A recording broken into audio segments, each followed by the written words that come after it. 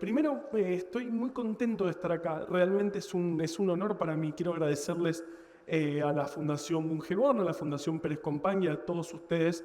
Eh, yo soy docente. Creo que todas las veces que en la vida entré en crisis, y cumplí 40 hace 2 meses, así que estoy en crisis, pero siempre la docencia fue lo que me ancló. Siempre fue, bueno, no me gusta nada de lo que hago, no me gusta mi trabajo, no me gusta, pero la docencia sí. Quiero seguir siendo docente. Nunca en la vida entré, por ahora espero, nunca entró en crisis esas ganas de contar, esas ganas de explicar. Entonces me animo a decir que tenemos la mejor profesión del mundo, ¿o no? Somos docentes. Yo hoy les traje una charla porque todas las veces que conté cosas, algunas cosas difíciles en distintos lugares donde doy clase, muchas veces encontré historias que ayudaban mucho a explicar eso difícil que a veces cuesta. Yo creo que las historias son grandes que ayudan mucho, son grandes, no me sale la palabra ayudadores, no. Bueno, se me está pasando el tiempo y no encuentro esa palabra, pero siempre me pasa esto, así que en algún momento va a aparecer. Grandes impulsores de eso difícil que a veces nos toca contar. Entonces hoy les traje una charla, una historia, en realidad, 155 años de historia, y nuestro protagonista es el ADN. Tal vez conozcan esta molécula, esta famosa doble hélice, pero la verdad que tiene tiene una historia bastante espectacular. Y vamos a resumirla hoy en algunos hitos que a mí me gusta contar. Y van a ver que a veces aparecen historias que nos ayudan a contarlo. Por eso la charla se llama Historias Espectaculares de la Ciencia. Tal vez es un poco pomposo, pero bueno, tengo grandes competidores en las otras salas, así que dijimos, bueno, espectacular. La historia del ADN empieza de una manera que a mí que me vuelve loco, y es así. Esto pasó en 1869 en la Universidad de Tubinga, en Alemania. Y él, Joseph Miescher, quien vio por primera vez el ADN, trabajaba en un laboratorio que mucha importancia no le daba. De hecho, a su laboratorio, a su jefe y a él le dieron lo que era la antigua cocina de un castillo. Para, bueno, hacé tu cosa, eso, bioquímica, no sé muy bien para qué sirve, hacelo ahí. Él tuvo la suerte de recibir unas muestras que les traían del hospital, 1869, antes de los antibióticos, y le llevaban las gasas de las personas que tenían infecciones, que se habían lastimado y tenían infecciones antes de los antibióticos. Así que imagínense lo horrible de esas muestras que recibía el pobre Joseph, Friedrich, perdón, siempre los confundo, igual que importa el nombre. Bueno, sí importa, ok, no vamos a entrar ahí. La cuestión es que esas muestras tan espantosas tenían muchas células del sistema inmunológico, muchos glóbulos blancos, que son células bastante parecidas unas de otras. Entonces, son todas parecidas entre sí. O sea que de alguna manera él tuvo la suerte de tener unas muestras homogéneas de células humanas con las que él podía trabajar y podía aislar y ver qué tenían adentro. Y además de esas células, él empezó a buscar los núcleos de esas células. Se sabía en ese momento, 1869, que dentro de las células había una estructura en particular, los núcleos, pero no se sabía muy bien qué tenían adentro ni para qué estaban ahí.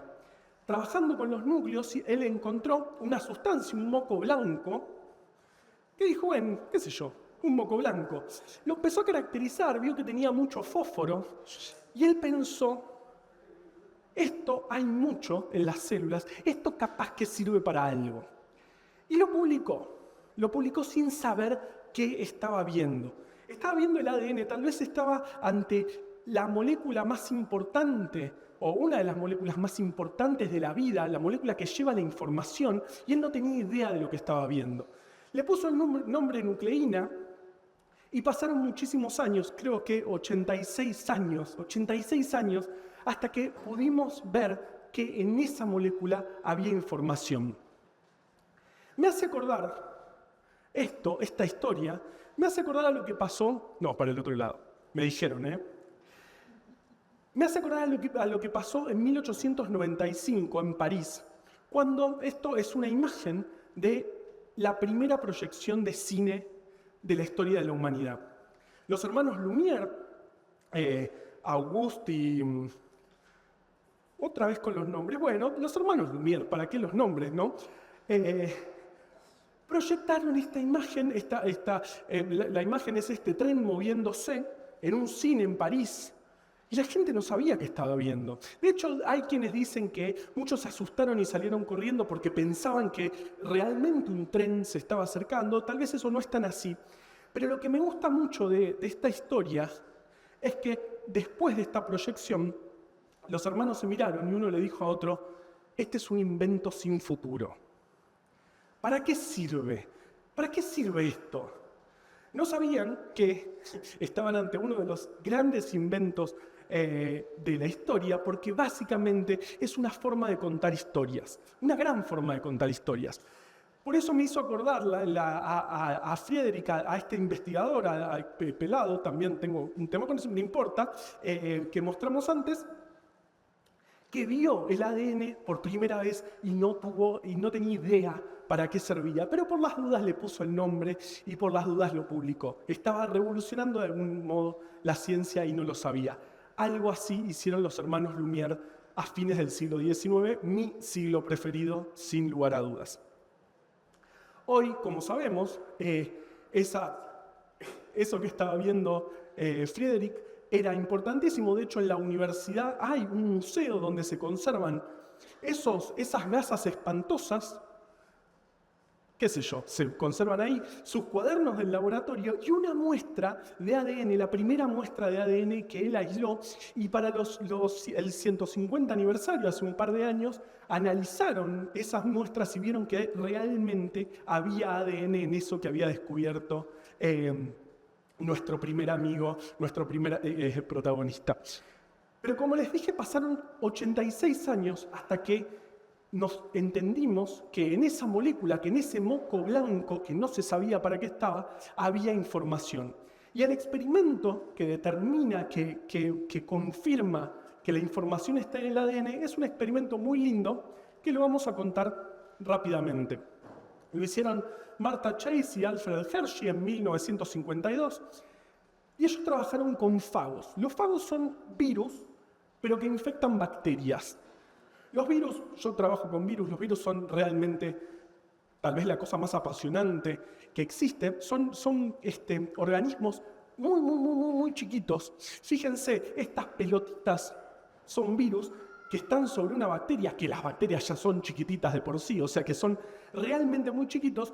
Y lo que hacen estos virus de bacterias, que se llaman fagos, es inyectar, hoy sabemos, el ADN en la bacteria, y ese ADN tiene la información para generar nuevos fagos que van a infectar otras bacterias, y así se reanuda el ciclo de infección. En ese momento se sabía bastante del ciclo de qué pasaba con los fagos, pero no se sabía dónde estaba la información. Y lo bueno que tienen los fagos es que son muy sencillos y tienen dos moléculas, solamente dos moléculas. Esos virus de bacterias tienen dos moléculas, proteínas, que tienen esta forma como de araña espectacular, y son bastante parecidos. Si miramos, son bastante parecidos a como son en esta imagen, que es toda esta cápsula proteica que lo ayuda a inyectar el ADN.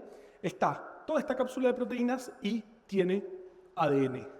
No tiene nada más, o sea, solamente tiene dos tipos de moléculas. Y cambiando una sola cosa a la vez, se pueden descubrir muchas cosas. ¿Qué hicieron Martha y Alfred?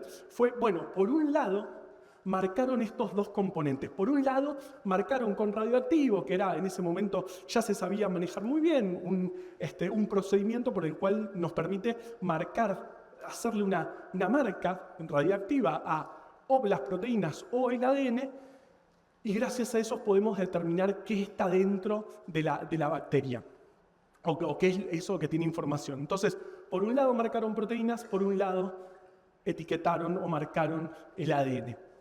Dejaron que ocurra la infección, que los fagos inyecten su cosa, y en un momento rompieron esa interacción de virus y bacteria. O sea, dejaron que la cosa pase. Se sabía que algo quedaba fuera, que no entraba a la bacteria, no sabíamos qué era, y otra cosa sí finalmente entraba, como vemos acá abajo. No sé si se llega a ver, pero no importa. O sea, algo entra a la bacteria, algo se queda fuera. Esa era la gran cosa. Y podemos marcar, por un lado, lo que se queda fuera y por un lado, lo que entra a la bacteria. Lo que vieron es que las proteínas quedaban por fuera, nunca entraban a las bacterias, pero un tiempo después, con el ADN adentro, con el ADN del fago adentro, las bacterias se ponían a fabricar nuevas partículas virales, nuevos fagos que salían de las bacterias y empezaban a infectar otras bacterias. O sea, ¿qué está pasando acá en esta mezcla terrible que dice? Algo está entrando, eso que está entrando sí o sí es ADN, y ese ADN tiene la información, porque un rato después las bacterias empiezan a fabricar nuevos virus. O sea que en eso que entró, que estamos seguros de que solamente es ADN, no es proteína, porque pudimos marcarlo diferencialmente, eso que entró, que había descubierto 86 años antes nuestro amigo Friedrich, eso tenía información. Fue realmente un experimento importantísimo, uno tal vez de los más importantes del siglo XX, por ahí estoy siendo pomposo, pero bueno, fue realmente un experimento importante, pero a partir de estos experimentos de Alfred y Marta entendimos que aquel moco que no sabíamos para qué era lo que finalmente tenía la información de todos los organismos o de casi todos los organismos de la Tierra. Y en estos experimentos hubo otro gran protagonista que fue la licuadora. Una licuadora. ¿Por qué una licuadora? Porque la forma que encontraron ellos, estos dos investigadores, fue para interrumpir esto, porque si vos lo dejás, bueno, se empiezan a generar nuevos virus y yo no sé que infectan otras bacterias, se me termina rompiendo todo. Yo en algún momento tengo que poder frenar esa interacción. ¿Y cómo lo frenan? Bueno, tienen un cultivo de bacterias con virus y lo frenan dándole un ratito de licuadora. Por eso estos experimentos son conocidos como los experimentos de la licuadora. Y para salir un poco de tanto experimento, qué sé yo, les cuento una pequeña historia de las licuadoras. Las licuadoras fueron protagonistas del primer infomercial de la historia. ¿Vieron esos que a veces uno se queda horas mirando esos programas comerciales, la madrugada? Bueno, el primero de todos fue una licuadora que lo hizo este hombre muy simpático que se llamaba William Barnard, 1949. Él mostraba una licuadora, esta que se llamaba la Vitamix, esta licuadora, y era todo pomposo. Por eso lo traigo, porque me hace acordar a mí. Él decía, este es el mejor invento de la historia de la humanidad, una licuadora. Y también hacía recetas con muchos vegetales y decía, esto es importante para la salud, porque si vos no tenés salud no vas a tener trabajo. Un poco fuerte, o sea, una licuadora. Pero me gusta la historia de la licuadora y me gusta traerla porque fue protagonista de estos experimentos que demostraron que en el ADN está la información de todos los organismos. Yendo un poquito más adelante, lo siguiente que pasó fue, bueno, ya descubrimos el ADN, descubrimos que tiene la información, y nos falta la forma, nos falta entender cómo se organiza en el espacio. Y esta es una historia un poco terrible. Ella es Rosalind Franklin, una investigadora inglesa espectacular, que logró una cristalografía del ADN. ¿Qué es una cristalografía? Básicamente es lograr que las moléculas se ordenen en el espacio de determinada manera y poder sacarle una foto con rayos X para entender esa estructura. En esta época, 1953, o sea, un año después de lo que les mostré recién de estos experimentos de la licuadora, todo el mundo quería saber cómo se ordenaba el ADN en el espacio. Realmente era la gran pregunta de la ciencia y todo el mundo necesitaba esta foto, esta mismísima foto que se llama la famosa foto 51 que logró Rosalind Franklin y que no logró nadie más en el mundo. ¿Qué pasó con esa foto? Bueno, un compañero de laboratorio de Rosalind, que se llamaba Maurice, la encontró, se la sacó sin su consentimiento, se la mostró a otros dos investigadores que estaban en otra ciudad, Watson y Crick, que ellos estaban armando un modelo en el espacio, y cuando vieron esta foto, que a mí es como una ecografía, a mí mucho no me dice, pero ellos entendieron que acá había una simetría y eso les terminó de hacer caer la ficha para entender cómo se ordena el ADN en el espacio. Y ganaron el premio Nobel y a ella ni la nombraron, tal vez es una historia conocida, pero creo yo fue el otro gran hito de la historia del ADN. O sea que en 1953 ya sabíamos que había algo en los núcleos, un moco blanco que tenía la información genética y sabíamos cómo se ordenaba en el espacio.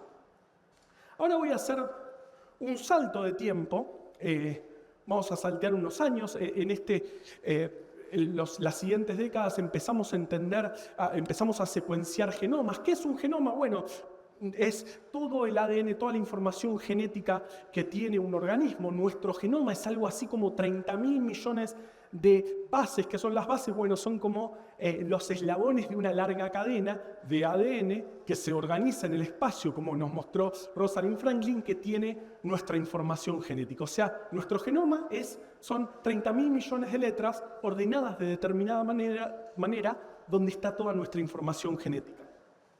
A lo largo de los años empezamos a ver dónde estaban los genes, que justamente estas unidades de información dentro de ese mar de miles de millones de letras, y empezamos a entender muchísimas cosas.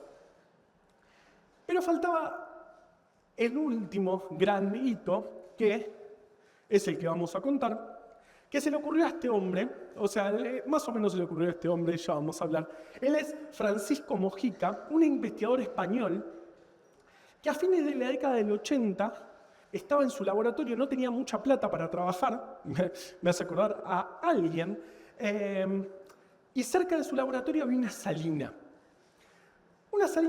Y ellos veían que en las salinas existían y podían vivir microorganismos, podían vivir algunas bacterias en condiciones recontra extremas. Imagínense una salina, mucha sal, terribles condiciones, pero él dijo, bueno, capaz, si encuentro algún organismo que sobrevive en estas condiciones, bueno, capaz tenga algo interesante para contar. Y lo que hizo fue lo más barato en ese momento, que fue, bueno, secuenciar el genoma, es decir, secuenciar esas miles de letras de esos eslabones de ADN que tenían esas bacterias en estas condiciones tan particulares. Y lo que vio es que en ciertos lugares del genoma aparecían unas secuencias repetidas que a él le llamaban la atención. No entendía muy bien por qué estaban, pero aparecía una secuencia de unos 20 eslaboncitos, cualquier otra cosa, de nuevo aparecían esos 20 eslaboncitos. Dijo, esto puede ser interesante. ¿Qué hizo? Bueno, lo publicó, vio que se empezó a ver que en otras especies de bacterias también aparecían estas secuencias repetidas, e hizo algo importantísimo en estas cosas, que es ponerle nombre. Le puso CRISPR, que quiere decir justamente secuencias repetidas, espaciadas, regularmente espaciadas en el genoma. Hasta ahora, nada. Algo interesante que apareció, muy interesante por cierto hasta acá, pero estábamos en el inicio de una revolución. Al poco tiempo vieron que esas secuencias, esos pedacitos de ADN que tenían las bacterias, en realidad eran muy parecidos a unos fagos, unos virus que infectaban esas bacterias. ¿Se acuerdan de los fagos? ¿Por qué puse una licuadora? No puedo creer. ¿Se acuerdan de los fagos, estos virus que infectan bacterias? Entonces dijeron, bueno, tal vez tenga algo que ver con estos fagos que infectaron las bacterias, y encontraron algo muy interesante, que era que, bueno, esos pedacitos de ADN servían para proteger a las bacterias, a esas bacterias en esas salinas, de los fagos que podían infectarlas.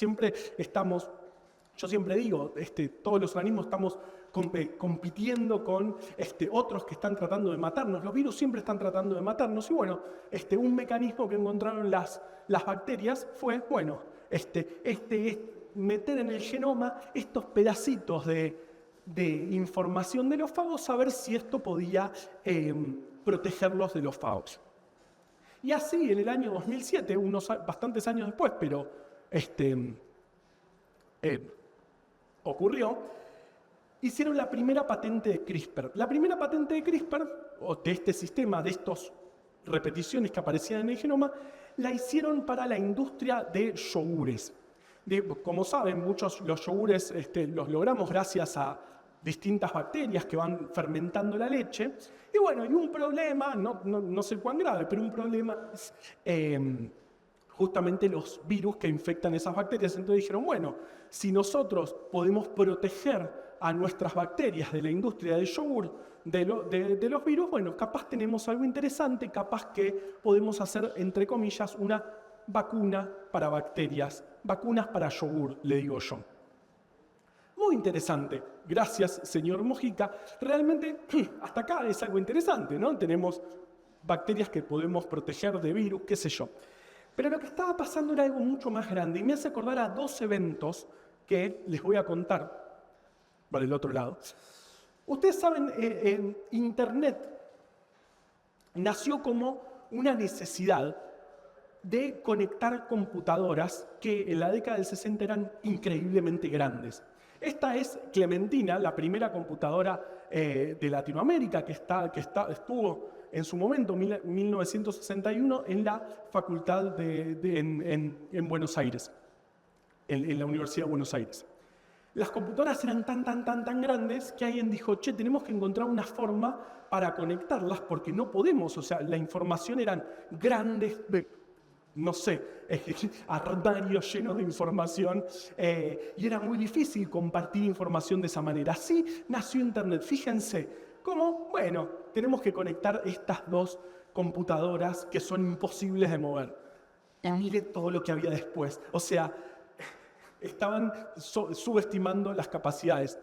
Otro ejemplo que a mí me gusta mucho es la rueda. La rueda llega muy tarde a la humanidad, más o menos en el 4000 a.C. Ya teníamos ciudades, ya comerciábamos, ya hacíamos un montón de cosas y todavía no teníamos rueda.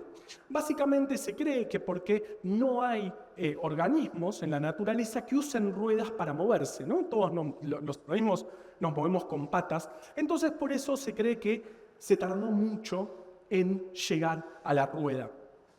Pero ¿qué hicieron cuando hicieron las primeras ruedas? No las usaron para locomoción, sino las usaron para los torneros, para hacer cerámica en un torno. Recontra servía la rueda para eso, pero fíjense la gran cosa que había detrás. O sea, estaba el tornero que usó por primera vez la rueda, que le dijeron, che, mira una rueda. Bueno, me sirve para mi torno. Estaba ante probablemente una de las grandes revoluciones de la historia de la humanidad. Ahora sí, no estoy exagerando, es la rueda. Estaba ante una gran revolución de la historia de la humanidad y, bueno, lo estaba usando para su torno.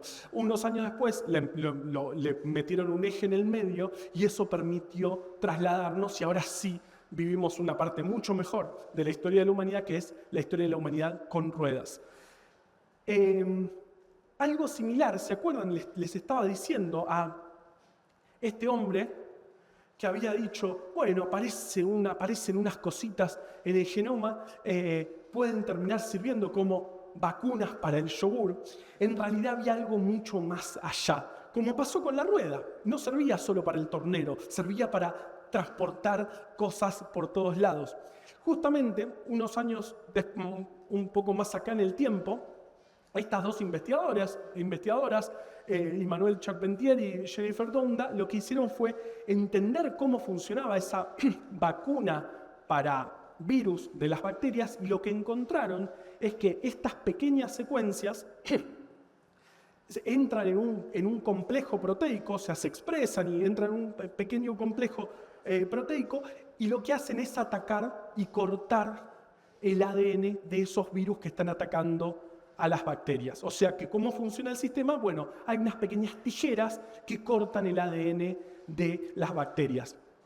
Lo más interesante es que empezaron a probar este sistema en distintos organismos.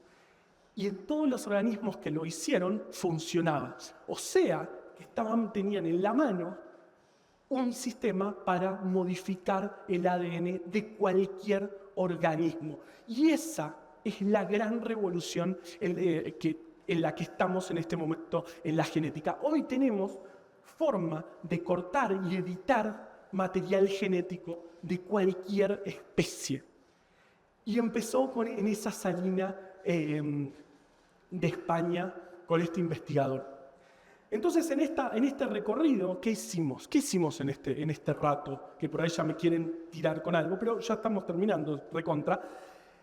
Vimos cómo fue que alguien encontró algo que no sabía para qué funcionaba, este invento sin futuro, ese cine de ese momento. Entendimos cómo se guardó, ¿qué hacía esta cosa que justamente tenía información? Gracias a los experimentos de la licuadora, contamos una historia de las licuadoras. Después vimos cómo se organiza en el espacio el ADN, y hoy en día este momento tan particular que tenemos la capacidad de modificarlo. Ellas ganaron el premio Nobel en el año 2020. Pero ¿a qué voy con todo esto? Y ya para terminar, todo el tiempo yo, cuando estoy contando cosas, siempre pienso en la historia que hay detrás. Me pasó muchas veces que me explicaron cosas y después, cuando las volví a aprender, encontré historias detrás que estaban espectaculares, y fue esa sensación de ¿por qué no me contaron esto en ese momento? Me hubiese servido un montón. Cuando la primera vez que me mostraron la estructura del ADN, no me contaron la historia de Rosalind y las famosa foto 51. Cuando aprendí CRISPR, no sabía todo lo que había detrás, y tampoco con la primera historia del ADN. Así que mi consejo, mi mensaje, es que siempre es bueno buscar las historias que hay detrás de eso que estamos contando. Siempre hay historias para contar, y si no las inventamos, si no ponemos una historia, buscamos una historia de una licuadora, que creo yo que puede ayudar mucho. A mí me sirve mucho. Eso es todo. Les agradezco muchísimo haberme escuchado. Estas son mis redes sociales y eso. Gracias.